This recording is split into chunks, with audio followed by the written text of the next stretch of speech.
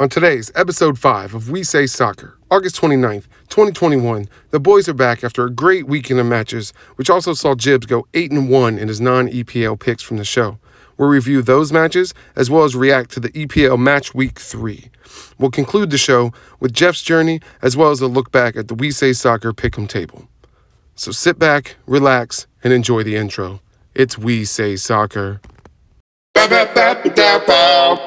Jeff ain't made the song yet. Hey, hey, hey, hey, hey, hey, hey, hey, hey. Oh yeah.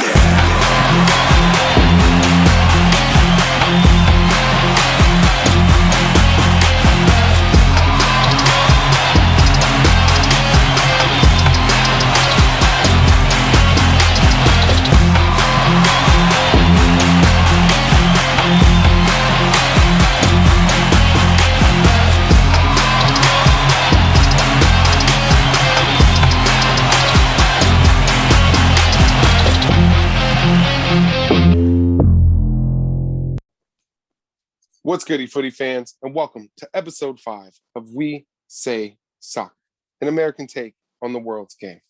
I'm joined, as always, with my boys, Jibs, Jeff. Jeff, how's it going, man? Fantastically. It's not a word, but it sounds fun to say. No, of course it is. You make new words. Jibs, what's good, man? How are you?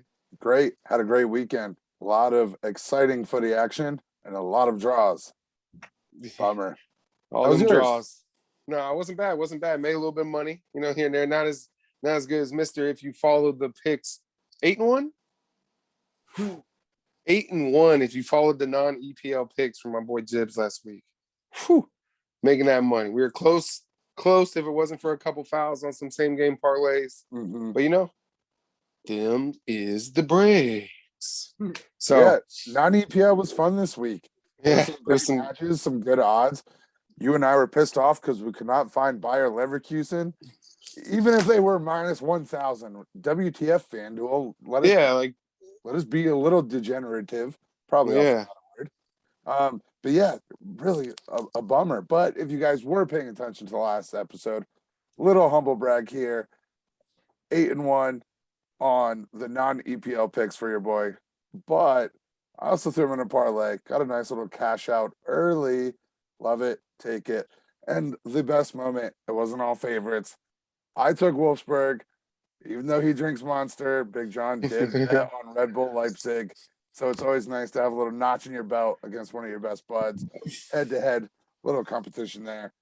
I did do tie no bet. I should have done winner because they did win 1-0 in that match. So Bundesliga was exciting. I know La Liga was exciting. Villarreal scored late.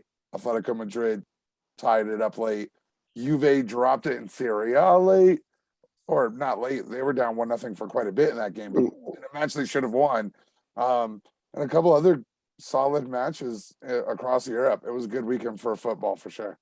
No, yeah, definitely. And then with that coming up, there is an international break. So it was a good time that we did have that good weekend of football. Again, a lot of goals this weekend, but a lot of draws. But we do have World Cup qualifiers coming up. A couple of good things to bet on we got going around. Something to look at if you're on FanDuel. The way you're going to get there is go to your soccer, go to all sports, go to soccer, go to leagues, and then find your FIFA World Cup qualifying. Mm-hmm. And then whichever continents you were selecting, i.e. Europe, Asia, so on and so forth, that's where you're going to find these matches we're going to be talking about. Yeah. Jibs, which one's catching your eye? Not too much off the top of my head right now. I'm going to do some research here.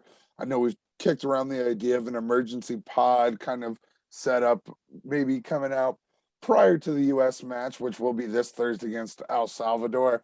I will say I will probably have 3 different single game parlays in for that match. I will be rocking with our boys.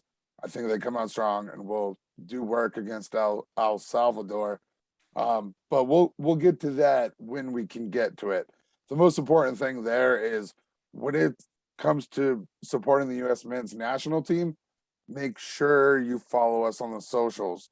especially Twitter. That's where we're instant access for the three of us, and that's where we will be hyping up the boys in the red, white, and blue the most, the quickest, and Oh, so definitely look forward to you guys joining us for those matches ahead.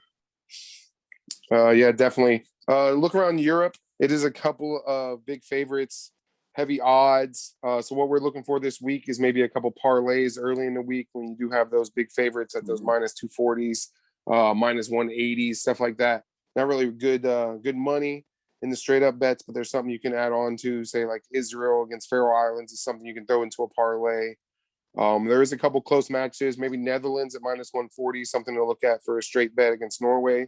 Norway does have a certain arsehole on his team, but Netherlands are going to be very, very good in this qualifying. They want to make a good showing after last time out. So just keep an eye on that. These are later in the week. They are Wednesday, Thursday, through the weekend. So we'll be keeping posted on there. And again, be on the lookout for that U.S. men's national team special pod with the EPL going on international break this week. And you know what? I will give a quick little teaser because there actually is one game on Wednesday at 2:45. Mr. Hot Hands over here. I can't believe this is actually this low, and it hurts me because I've got a ton of Scottish blood in me. But Denmark at minus 230 Wednesday at 2:45, that should be more. That should be like minus 350, minus 400. So risk $23, you would win 10. That's a line that I will probably take running away. And I even like Denmark at minus 105 first half. I think the Danes are a little bit not a little bit. They're superior to the Scottish team overall. And the Scottish Premier League, they've had a ton of games, it seems like, in the last month or so. They were one of those leagues that get started 2 or 3 weeks before everyone else against Europe. So a lot of those guys have been playing meaningful football for about a month now. So they may be a little short-winded, and now it's this international break where they're not going to get a rest. So, but they still want to show out for their country. So I do like Denmark right away in that one.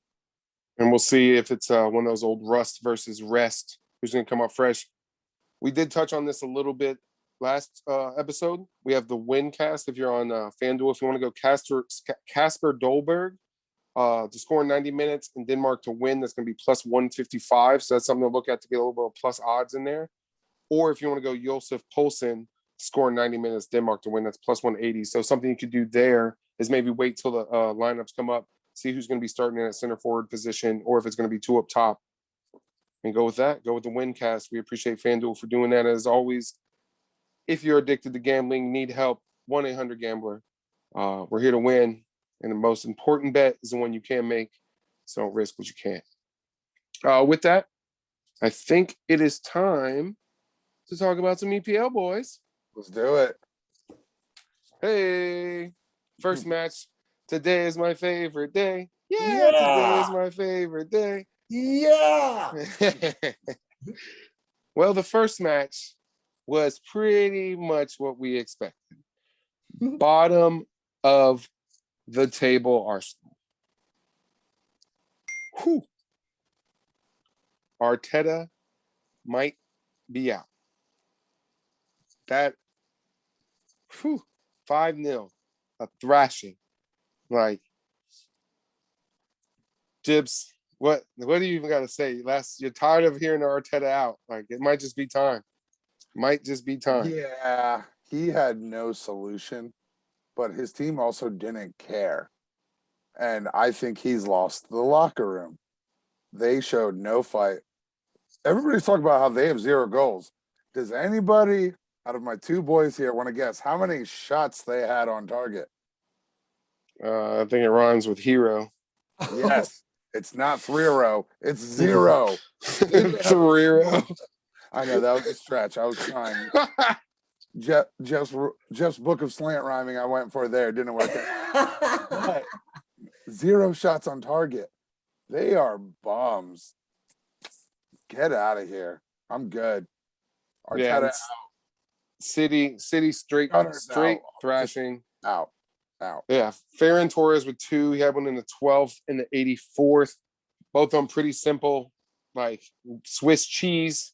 We said Norwich was a sandwich last week, but it's definitely Arsenal's defense that let it through today. Gundogan got one in the 7th to start things off. Before I even woke up, like I'm not even gonna lie, I closed the night before. I woke up, it was already 2-0.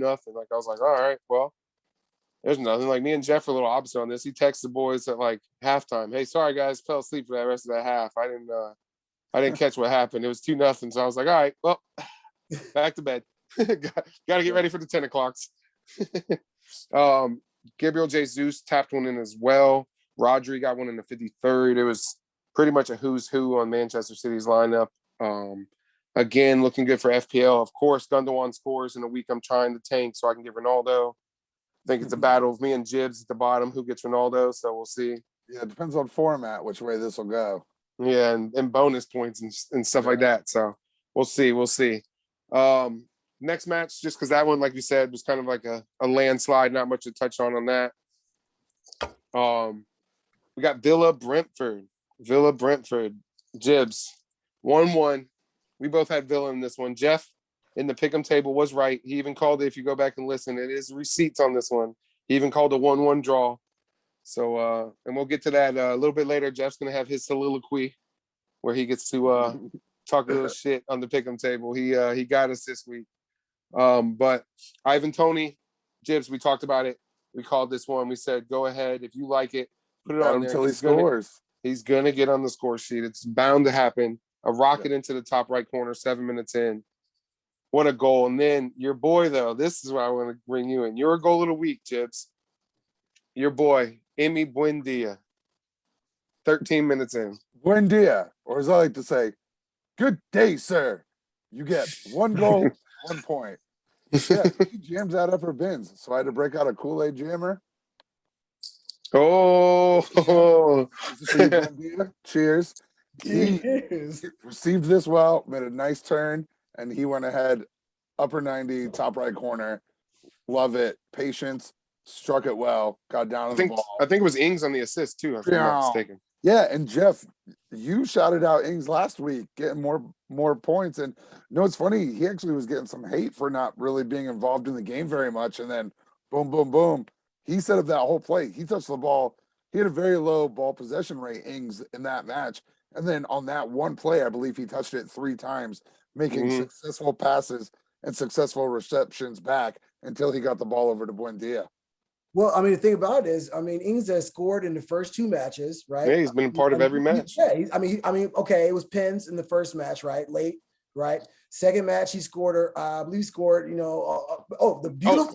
I was going to say, he scored. Yeah, he had a run-of-the-mill goal. Yeah, he was very, nominee for, fucking goal of the year, right? If we're really being honest, right? It was beautiful, right? And I'm not surprised at all that he's involved. I mean, the offense runs through him. I mean, the entire offense runs through him. So, yeah. Shout out to Ings, and he's on my FPL bench. No, he started. You did have him on your bench last week, though. It didn't matter if you had him on the bench. You'd still beat me. So, but no, all right. So that was a good one. Hopefully, we'll see Villa. Villa and Brentford are 2 teams that we do like on this podcast. So it was kind of a tough one to draw. Might have been the best kind of thing for equal heads, even though we did pick Villa. Jeff did have that draw. Another one, 2 darlings of the program. Brighton hosted Everton at Amex. 0-2 Everton's way. Damari Gray, second goal this season, coming through after he had a little stint at Leicester, went away, and then came back into the Prem looking good. I hope he, like I do for all young kids coming to the Prem, I just hope they show out and do good. I don't like seeing them fizzle out. And then DCL with the pin late. Dominic Calvert-Lewin, 58, not too late. Pretty spot on pin call. What was interesting, Jeff, did you catch any of Richarlison and Dominic Calvert-Lewin fighting over a penalty like it's 2 kids fighting over the last fucking roll at the dinner table? No, I didn't see that. But hey, man. Yeah. Hey, shooters want the ball. Hey, winners want the ball. Hey, winners get sprinkles. Only winners get sprinkles, man. So would you know what? Would you? I guess you could say it's less professional to see somebody arguing over who wants to shoot the pins. But I like to see people hungry. You know what I mean? Pockets ain't empty. Pockets ain't empty, cuz. Yeah, it was just nuts. So we'll see. That's something to look forward to. See if that lingers around. See if they get a pin next match. Let me ask you this: since we're on the subject, like, I mean, usually, how do they decide who does the pins? Is it just something? It's usually like an allotment. Like now, we're about to have it literally on September 11th. If Manchester United gets a penalty, we're about to see maybe the same thing. Does Bruno give it to Ronaldo? Because Bruno's only missed one penalty his entire Manchester United career. Let me ask you this: is it usually okay? So I know that the manager, the jersey numbers matter, right? So the strikers are 9. Yeah, that's the like when you 9, say 10. like, oh, that's the point, that's the one. Okay, all right. The 9 is the striker. Yeah. Is it usually the striker, or is whoever has the best? It's the best thing. So like who was it? El Ghazi, I think, for West Ham. Yeah, West Ham. No, Villa. Excuse me. He's on their pins because he has a perfect pin record too. Like there's some guys who are just good at taking pins. Like James. For instance, James Ward-Prowse. Later, we'll talk about it at Crystal Palace match. That one, it happened in the 94th minute. He's an amazing set piece taker. So he takes the pins. You saw that was bottom corner, as precise as you can get. Goalie jumped the right way and everything. He still made it. It's just because he's a really good penalty taker. So yes, most of the time it's your center forward, but like for United it's Bruno because he's our best penalty taker. Then it probably goes, well, now it's Cristiano, Bruno, and then it goes Rashford, then probably Cavani, maybe Cavani because it's seniority, because you want people too, you got to have the mental headspace to be able to take a pin and not shit your pants in front of 70,000 people. Well, does Bruno really have a dog in this? I mean, who's Bruno to Cristiano Ronaldo? Again, Bruno has only missed one penalty in maybe less than a handful his entire career. And he's been here and he's been taking the pins. I know, but we'll see. We shall see. I mean, but Ronaldo, they're both Portuguese, and there was even discussion heading into this last Euros that should Bruno be taking them. Obviously, Cristiano put that to rest. And Bruno's already taken the high road. He did go ahead and say that, he would defer to Cristiano if he's feeling confident in taking that penalty. He's Ronaldo. He's always feeling confident. Exactly. And that's a fair point. But Bruno's already allegedly come out and said he will defer those happily because, they're both going to get. He's D Wade. I feel like he'll take the D Wade road. You know what I mean? The D Wade road, and when LeBron comes to town, for sure. But Ronaldo's coming back, right? It's not like he was like, he's coming home, correct? Like he played. If anything, it's more like Shaq joining D Wade, where Shaq already owned Florida with the Magic. Okay. Kind of like that, where D Wade, he balled out, but he ain't winning that first Heat ring without Shaq anyway. So hopefully we have a very similar circumstance here. Some late amplitude in this next match, 2-2, Southampton, Newcastle. Hold on. I didn't get to finish the Brighton thought. Oh, what's your Brighton thought? Darlings, you let me down.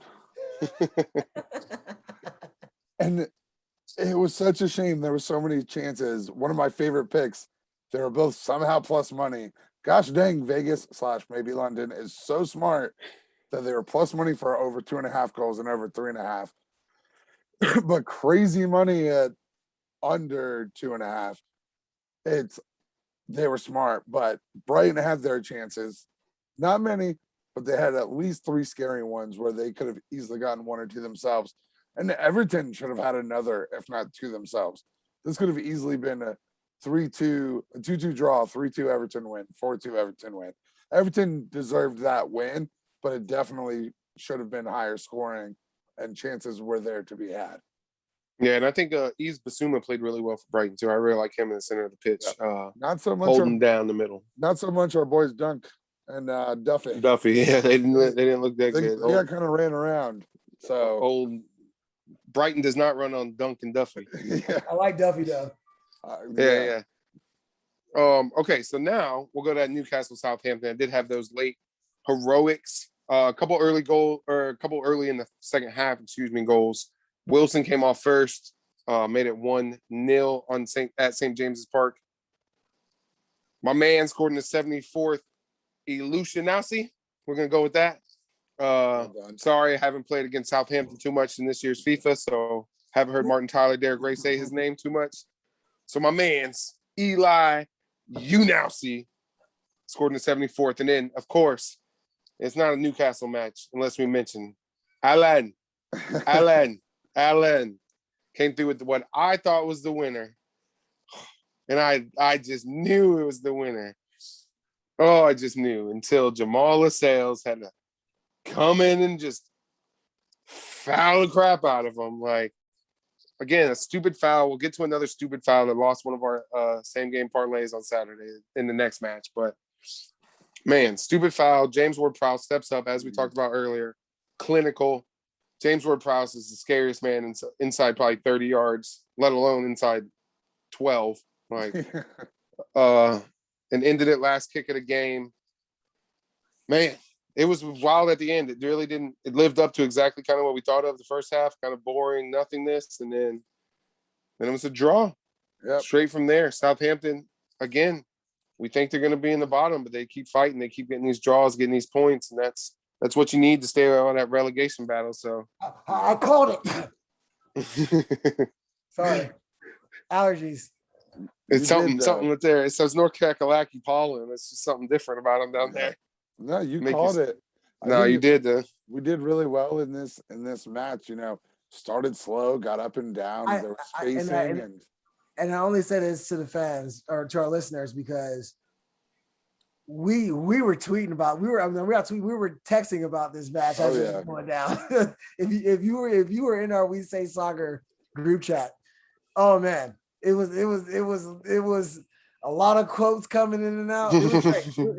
It was exactly what we wanted it to be, what we were shooting for, you know. And I'm assuming, you know, or presuming that, you know, when Big John had this vision, this is what we're talking about. Like, you know, we're chatting in the group chat, watching these games, having a good time, talking mess, and you know, and it happened, right? Both of those were both of those PKs were in extra time. Right. Yeah. You know what I mean? So it was, or I'm sorry. Well, the goals were in. Yeah, we're past 90. Yeah. Yeah. And it was like, you know, and I was talking big cash money crap too, because it was a draw all the way up to the 90th minute, and then he scores, and Big John hits me with like, whatever. And then thank God for that foul. It was so dumb. Hey, he did pay for it though. My man got kicked straight in the eyeball by his goalie. Yeah. If you go watch the replay of that penalty from Lascelles, he slides in and his goalie cleats him right in the eyeball. Like, well, Bo, you got what you deserved on that one. Because that was I say all that to say, I'm sorry, Big John, I mean to interrupt you. No, you good, dude. I say all that to say because you know, this wasn't a match that we were, you know, heavily watching, but it was one of the ones that we enjoyed between the three of us, right? It was a quick flip over. That's what we're going for. That's, you know, watching the EPL and getting into the matches, no matter if they're, you know, top four, you know, or top flight, you know, program or, you know, or clubs, or, you know, mid-range or even bottom of the barrel. Like, you know, the matches are the matches, and, you know, the competition and the competitiveness and never knowing what happens and the drama that ensues as you're watching the matches is what it's all about.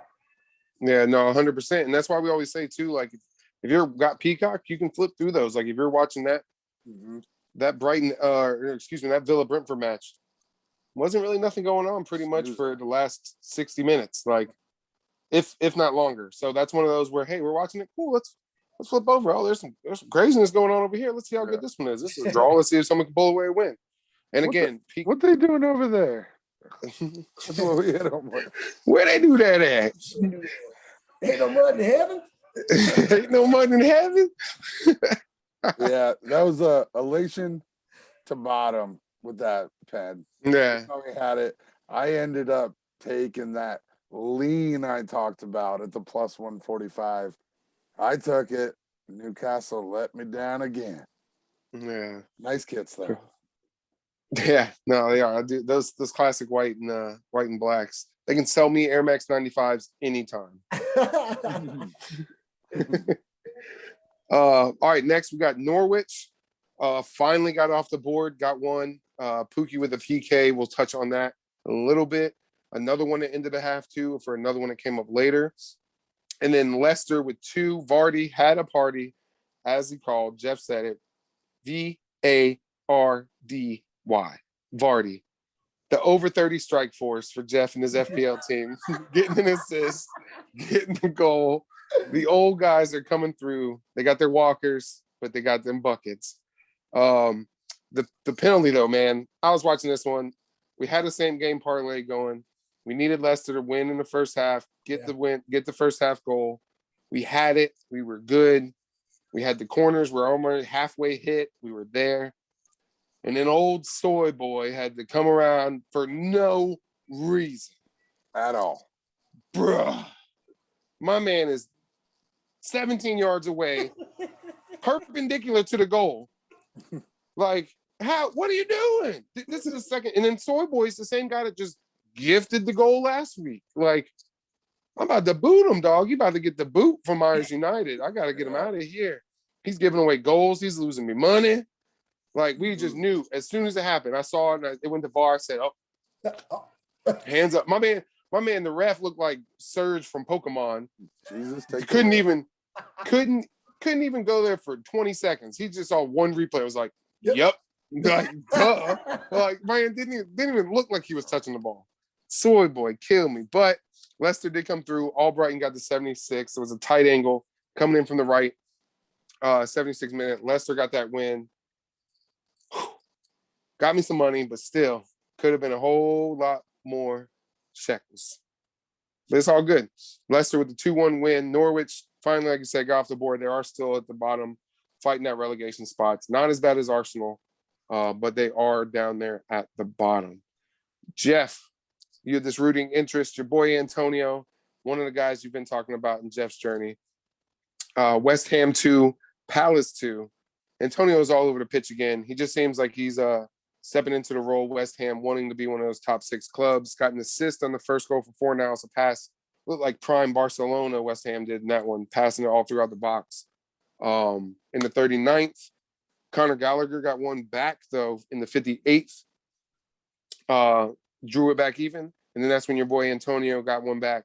We thought, ooh, that's the winner. West Ham, we good. Let's go. Cash it, take it to the bank. Then that man, Conor Gallagher, again, steps up no more than 2 minutes later, scores straight off a kickoff, looked like a FIFA glitch. Jeff, talk about this match. West Ham, Palace. It actually was a better match than we thought it was going to be, unfortunately, for our wallets. And if you did tail us on this one. But, Jeff, it was actually, though, a pretty good match overall. It was. Honestly, I think West Ham I expected a little bit more, you know what I mean? But it was a fantastic match. I feel like they struggled a little bit. I feel like it wasn't. I feel like they had a bit more momentum coming into the match, and it just kind of fell a little flat. But it is what it is. It could have been worse. It could have been worse. It could have especially being at home. Top of the board, right? They were top of the. Were they top of the board? They were top of the table last week. Yeah. And so, but the thing about it is, what you want to do is you got to win the matches you're supposed to win, right? You got to win the matches you're supposed to win. I felt like Crystal Palace was the match that West Ham should have won, right? And if you're going to compete with those top flight clubs, you got to win the matches you're supposed to win, man. So they'll take the draw, and we'll move on. We'll see how they bounce back next week. Yeah, we'll definitely see. West Ham too, something we keep bringing up. This is, again, to add to Jeff's point, you've got to get these points, especially with West Ham going into Europe this year. They have a thinner squad than most of those top 6 teams. So it is going to be a harder road for them to hoe when they are doing it. Jibs, what did you see in this match? Anything you wanted to add to that West Ham Palace draw in the Olympic Stadium down there in London? Learning lesson, hopefully, for West Ham. I know that we both kind of had them higher than maybe where they finished in the past couple of years. Not so much last year and this year, but historically, recent history. And hopefully this is a learning lesson, because I think they were surprised by something we've said the last couple of weeks, that, yeah, Crystal Palace is probably garbage, but they are athletes. They've got some horses. And Old Zaha. I think they got surprised by that. So, like Zaha. Yeah. Zaha being one. I didn't watch much of this game, so I don't even know if Benteke got any or many minutes. He got a couple. I saw him get a couple touches. Nothing too crazy. Pretty much a standard Benteke match. But you have to respect the athletic abilities of those guys for sure. And I think maybe they were caught off guard and didn't defend and counter and get out on their front foot like they want to. They didn't execute their game plan in full, despite taking the lead. So, bummer, but what can you do? Hopefully they learn like we did. Yeah, no, 100%. So we will see if West Ham can bounce back. They were top of the table. First draw for them all year. They have been on a winning streak. Speaking of winning streaks, we had 2 undefeated teams going at it in our big match of the week. It was that Saturday showdown, the 12:30 on NBC proper. Liverpool won at Anfield. Chelsea won. A lot of controversy on that red card. Havertz did have the goal of the week for me. His header, it looked like, again, a goal we'll get onto a little bit later. Jeff's goal of the week looked kind of like a pass, but they don't ask how, they ask how many, and it went in the back of the net.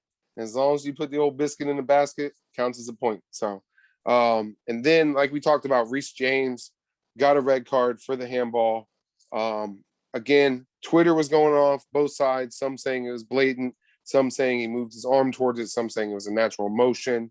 I lean towards it might have been a little harsh, especially going into the half. Give the guy yellow there, we'll see. But personally, I think it was a little harsh. Jeff, you're nodding your head no. What do you think, Jeff? You think it was a blatant red? Or were you just happy that your man Mo Salads, Mo Money, was getting to the 12-yard spot once you saw that hand go up? I mean, I'll try to be as objective as possible. I'll try to be objective as possible. And I honestly feel like I am. But I feel like he panicked. The ball came off his thigh, off his knee, right? And he panicked. He was like, "There's no way I'm doing an own goal." Like I feel like it's not happening. And your natural instinct as a ball player is to keep the ball out of the net, and you're just going to do that. And I feel like the momentum. It might have been momentum. It might have been a bunch of different things, natural hand motion, but man, balls on the line. Handball to prevent a goal is automatic red, right? I mean, that's how the rules are written. It's in ink. And you know who I really liked? It was Sadio Mane, right? When the guy gets ejected, when he gets the red card, and he's like, "What?" I'm ejected. Mane's like, what do you want me to say? You know what I mean? Like, yeah, man, you hit the ball, you kept it from going into the goal. With your arm, you got to go. You're out. Yep. And, it was shout out to Chelsea though. I mean, like, held on. Being a man they down, definitely should have lost that game. Yeah, I mean, I would have thought that Liverpool, that was what he got kicked. He got the red card. What, 30 minutes in? 43rd. Yeah, because remember, Salah took it right at halftime. Again, just like the Pookie goal, a stupid play right at the end of half. They played the entire match, a man down, and if anything, if we learned anything from this match, is that Chelsea's defense is solid, man. Yeah. I mean, Liverpool had everybody on the pitch. I mean, well, okay, I would say this too. I don't agree with the Firmino sub of Jota. I feel like yeah, in the first half that was crazy. Yeah, I need answers. We tweeted about that. Team.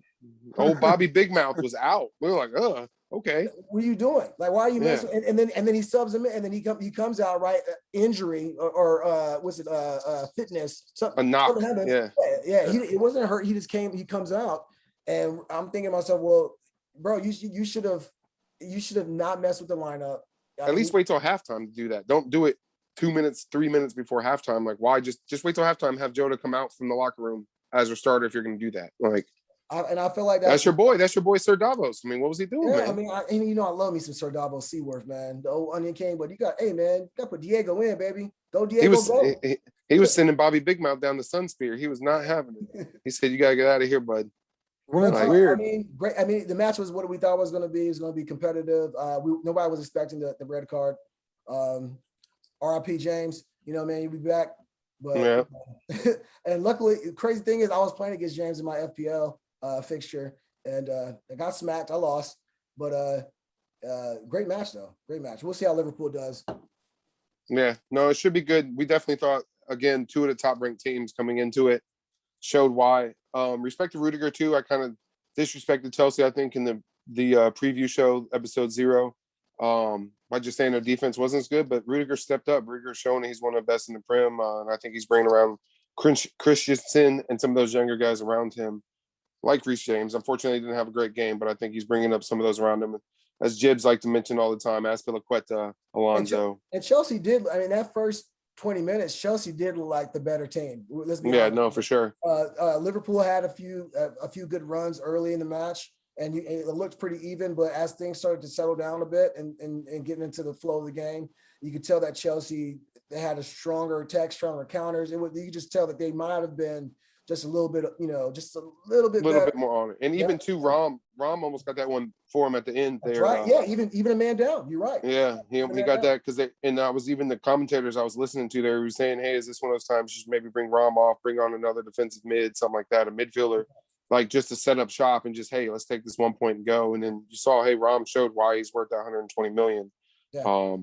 Because he almost won the game for him late. Yeah, fresh off the street too, right? Fresh off the street, locker room, locker still cold. Like he doesn't have his name on the locker yet. So cool. That was all of our Saturday matches. Liverpool and Chelsea was one of our pick'em games. We all missed that one because of the draw. Jeff had Liverpool, me and Jibs had Chelsea. And again, we didn't touch on it, but that Brighton Everton, Jeff was one that called that one as well. We were going to review it on the end of the show, but I just want to make sure we touch on it. We each had different picks on that one. Jeff had Everton. I had draw. Jibs had Brighton. Go ahead, Jeff. No, I will. Yeah, I'll talk about it later when we talk about it.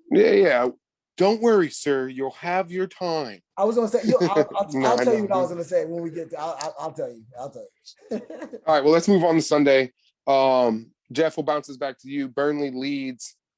Pretty quiet game until a little bit in the second half. And then craziness. First shot for Leeds. Patrick Bamford puts it in at the end of the game, 85th minute. First shot. It was 1-1. Burnley leads at Turf Moor. One of our games of the week. We were all off on this one. Me and Jibs had Burnley. Jeff had Leeds.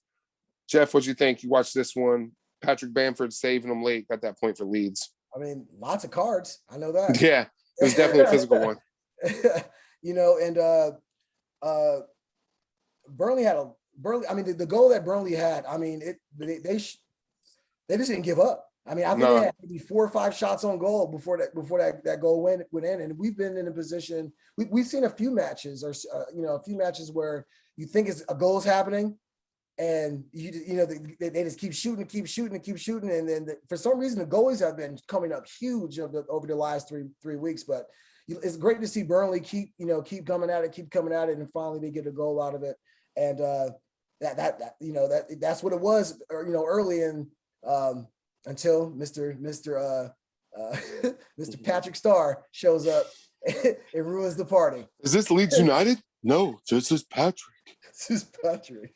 And and shout out to Leeds for not giving up, man. I mean, that's a late goal, and kudos to them for to realizing, hey, put one in and keep save those points. Exactly. And it's something that we've touched on before with Leeds. They're one of those teams that never give up, even if they're down 5-1, if they're down 1-0, they're going to keep pushing, keep playing their style of ball. And it was a good point for them. To be honest, Turf Moor is definitely a hard spot to play. Burnley's had a tough run of it so far, but they are a tough team. They're going to fight back. Their nature is a physicality. They're almost like an AFC North type team where you're going to go in there. It's going to be a trench battle. And you saw that Tarkowski, all of them working. They were, like Jeff said, they had a really good run of play around that 60th minute mark where it seemed like a good 10 minutes where they were just pressure, kept peppering the goal. And then finally Chris Wood did put it in that 61st. And then next, we had another big match. Speaking of top of the table, Spurs 1, Watford 0. The sun is shining. How you feel? The sun is shining. The sun is shining, folks. Yeah, the sun is shining. They shunned Harry Kane, and now he's shining. Harry Kane season's not over. Spurs 1, Watford 0. Jeff, your goal of the week. But Jibs, let's go to you first. Spurs just look good. Yeah, they looked all right. I thought they should have won by more. I mean, Son's goal was nice. It wasn't exactly the perfectly executed play, except one player made the play and got the goal. Perfect placement is why that went in. Probably should have been a tap in by somebody else, but nobody quite got on the receiving end of that. So that's kind of how that result was. Thought it was kind of a droll, boring game. I thought this was a game where, with how Dele Alli had been playing, that they would have taken much more control, not so much on the analytic side, but literally on the score sheet. I thought they should have ran away with this one more and built up some more momentum with everybody kind of being against them. But hey, I mean, that's 3 straight clean sheets with a new manager who did this very well with a team that we're going to talk about next. So that's well on him and well on them for responding to his tactics. Yeah, 100%. Jeff, how you feel? Harry Kane didn't do too much today, but do you feel he kind of maybe just lifted the squad a little bit, or you're a little unimpressed with our boy Harry?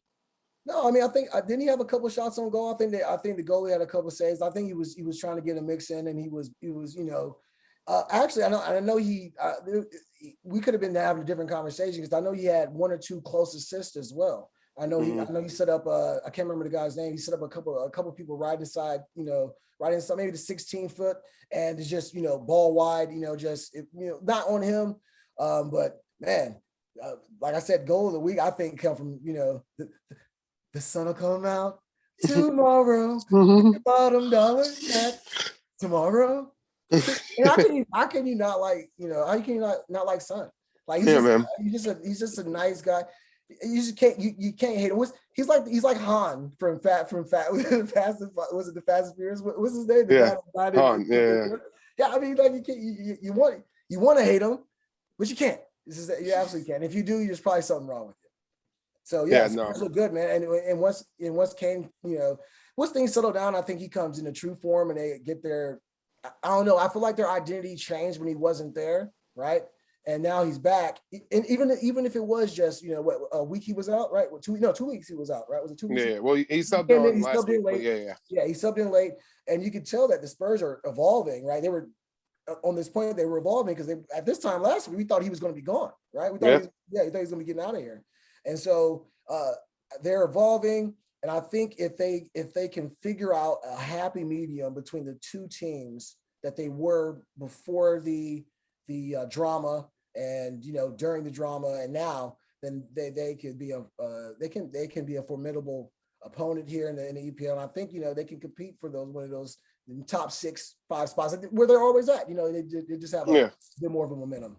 100%. I think Harry Kane almost brings like what a big time receiver brings to his other receiver on the other side. Yeah. He's going to open up some for Moore. He's going to open up Lucas Moore at Dele Alli. He's going to open him up. It can't hurt to have him on the pitch. Exactly. That's right. And we talked about a little bit of pre-show that even with him not moving, that almost elevates Spurs, where it's almost like a new transfer coming in, because again, everyone thought he was gone, and then him coming back. We'll still see. There is a couple days left in the transfer window. Speaking of that, we will, if need be, have an emergency pod for transfer deadline day if something big does go down, just like we did with Ronaldo news.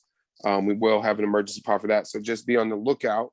Speaking of Ronaldo news, a life-size cardboard cutout of Mr. Cristiano was in the away end today in Molineux as Wolves hosted United. Pretty honestly back and forth match, what we didn't really expect. Wolves were kind of on the front for early. Greenwood in the 80th minute from a super tight angle, one of the best finishers in the league, in my opinion. Definitely probably the best finisher of just putting the old biscuit in the basket, as we say, is definitely Mason Greenwood. But Jeff, again, thank God it didn't come back to bite me. But old Adama Atreyu, his friends Baltazar, they can't finish. They look like they're playing some sevens, but man, Adama took over early and it was scary. He took over that entire match. They couldn't stop him. They can't beat him off of the break. They can't beat him up running up and down. And he was literally just bodying people out there. I believe there was, and that might have been later in the match too. There was one exchange where he was coming up the right wing and he took on two Man U defenders and got around one of them. Beautiful tackle by the defender. He got taken out from behind, got up, grabbed the ball again, took it back out, and still was able to produce a decent cross into the penalty box. And you could just tell his athleticism is far beyond the people on the field. But all of that does not matter if you can't put the ball in the net. Man, alive. But I mean, let's be honest. The Wolves, they looked very capable that entire match. I wasn't expecting them to look that capable. Yeah, especially for a team that hasn't scored. You would think they wouldn't do it all. I guess again they didn't score today, but they look very capable. Something that did keep them from scoring. Your boy Jibs, Dave saves. Yep, he looked good. That was save of the season for sure. Like that double save. Jibs, what do you want to touch on this Wolves United? We came away with the 3 points, but it was barely. No, it's one of those things. I thought they looked pretty good, and I think we underestimated the opponent. Think about it. The Wolves opened with now 3 straight 1-0 losses. They haven't scored. Analytics have favored them. They've also played Leicester and Tottenham besides us. That's going to be 3 of the top 5, maybe 6. Yeah. So they're setting it up to do their thing the rest of the year. They're gelling as a team. And yeah, as athletic as Traore is, he also has, the front foot of a sledgehammer. So there's no easy, there's no just take it even. There's no simmer button. There's no finesse in his game. It's like putting Lawrence Taylor at wide receiver. Like he's not toe tapping in the back of the end zone like Randy Moss. It's like Lawrence Taylor trying to play table tennis. It's like Lawrence Taylor trying to be a ballerina. Yeah. Now that I think he could do. Yeah, probably. He is pretty flexible. He's Terry Tate off his linebacker. Yeah. You kill the Joe, you make some more. Yeah. It was not completely unexpected. The team's got a gel. Y'all good? Yeah, man. It's Terry Tate, Adama Traore. But no, I do agree with you. They get that huge Portuguese. Is that your? What do you say? Is that your tuna sandwich? What was it? Is that your tuna sandwich? What he was eating? You're not Becky. Why are you eating that, Becky? Your name ain't Becky. I'm sorry, James. Sorry, James. No, but they do have that Portuguese contingent. I think they are growing a little bit. Bruno Large, their new coach. And they are fighting that. Molineu's looking like a good place. The crowd was definitely rocking today. Yeah, it was. And I think it's good. Man U is for this week, I believe my kits of the week. We didn't bring it up, but man, those powder blues with that red, that thing, and it had like this nice little watermark pattern underneath it. They were nice. They were Tay. No, that's a good time. Since we didn't bring up any of the kits, we did talk about our goals of the week. Jibs, you like that Leicester one? I know we didn't talk about it. That Leicester blue was looking nice. What you think about that one? Yeah, that's my kit of the week. The camo blue looked classy, looked smooth. The way to incorporate traditional colors with modern looks. They were definitely my kit of the week. Yeah, and I'm almost in the same ilk as Jibs, but a little bit flip-flop, where mine's the traditional look with non-traditional colors. Mine was Everton with that black and orange, kind of reddish, bright orange sash going across, kind of brought back the old style. And I think it looked really good. It was just something different. And I am a sucker for black jerseys. I do think they look good on pitch and on people. Speaking of looking, I don't know what a kazoo is. Kazoo, yeah, meaning I think it's like a kayak. Oh no, it's like Carvana. I looked it up because I was confused. It's like Carvana, but in England. I was like, kazoo, like the instrument that you get. That's what I thought. That's cool. I was like, damn, that guy made a ton of money. Or the guy from the Flintstones, right? Wasn't his name the Great Kazoo or something like that? The Flintstones, the little alien guy. Oh, it was before y'all time. Okay. Yeah, you were a little older than us, Jeff. It's like by like 12 a year. months. Yeah, I was gonna say barely. But Jibs, speaking since we did talk about the kits of the week, who do you think stood out for you? Who's what teams are looking good? What teams are looking a little down? Stock up a little bit to the Wolves, but definitely the Spurs. 3 straight clean sheets. A lot of the respect to them, and they haven't even gotten Harry Kane involved yet. Stock down for me is Aston Villa. Oh, yep. Draw, not good. Looking like the number 5/6 spot team in the table for me. Yeah, no, and I'm gonna piggyback that. I agree with you on the Villa. Villa was definitely my stock down team of the week. Again, high hopes. We're hoping it could just be the gelling of the new teams, but a loss, a win, then a draw is not the way you're going to start out. If you're going to be one of those teams trying to push into that top 6, And I actually, again, as much as they were high on my rankings before, I think Chelsea, with what Jeff said earlier, that stock up, coming back with 10 men for an entire half against one of the most potent offenses in the league, I think did really well for them. So my stock up this week is going to be Chelsea. Jeff, where your stock's going this week? I have to give you one with Chelsea, man. I mean, to come out of that locker room at halftime and say if they do not score, they do not win. You know what I mean? And go out there and execute that. And like you said, against a lethal, offensive team of offensive juggernaut of Liverpool, and at Liverpool is huge. You know what I mean?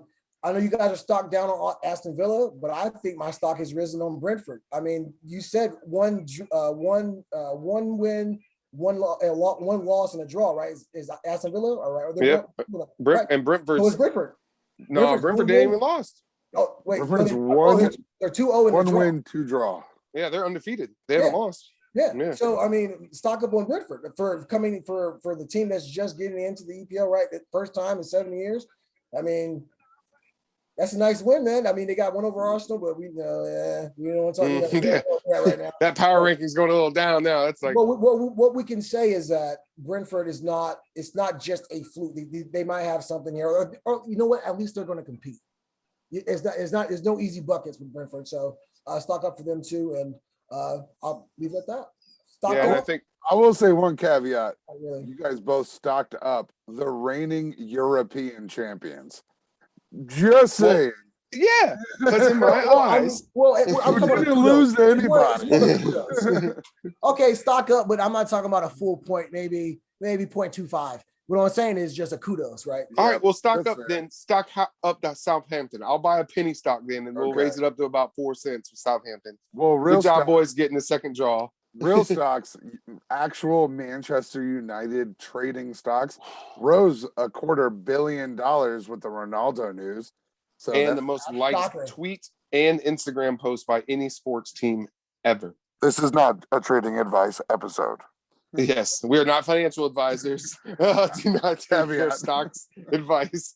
No, I just wanted to point that out because I did think that I was finding humor in that. And I found something too. I saw a post, both of Fabrizio's, again, who we mention all the time, Fabrizio Romano. If you are a soccer fan, you have to follow this man. He is your Woj and Schefter rolled into one for Soccer Transfer News. He had, I think it was within a week, Messi's "Here We Go" announcement was at like 10 million, I want to say, or something like that likes. Within an hour, Ronaldo's was at like 11. So who's the GOAT? Who's the more driven player? Who drives the needle? The one who played in England. Yeah, true. No, but does again. Yep. Ronnie's coming home.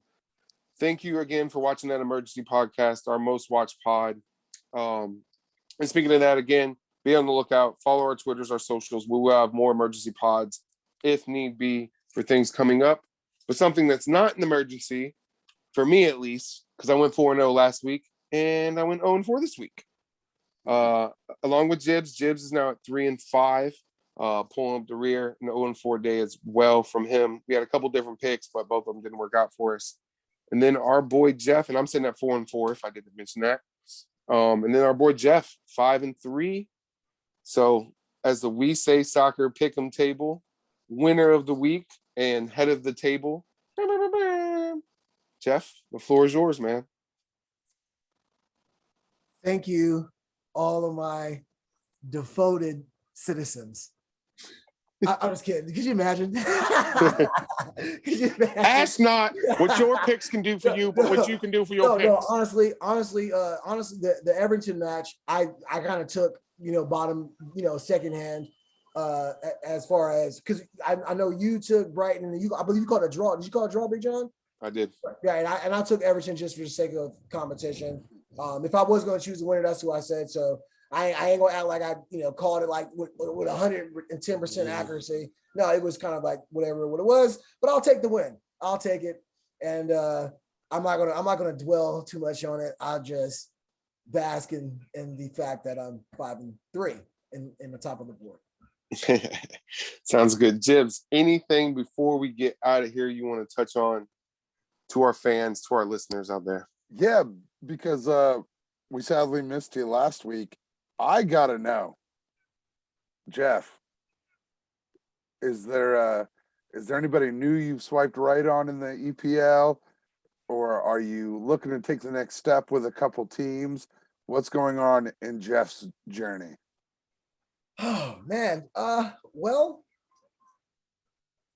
things are evolving. I am still going through the teams. The matches are giving me more than what I expected. I'll give you that. They're giving me more than what I expected. But honestly, not a lot of movement. Not a lot of movement. Just not a lot of movement right now.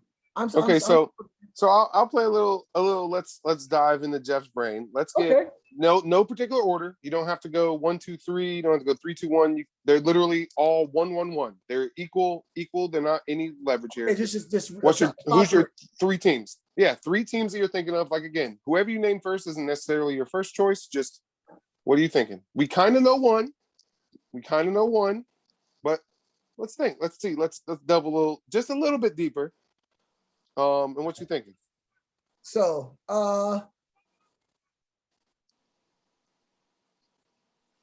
Brentford's in my list just because. Yep. I think avid listeners will know. The whole experience. It's a heartfelt. That's a heartfelt for sure. I wouldn't be honest if I didn't say that Manchester United is not a contender here. I would be foolish to say I would not, that they can't be a contender. My friends are fans of them.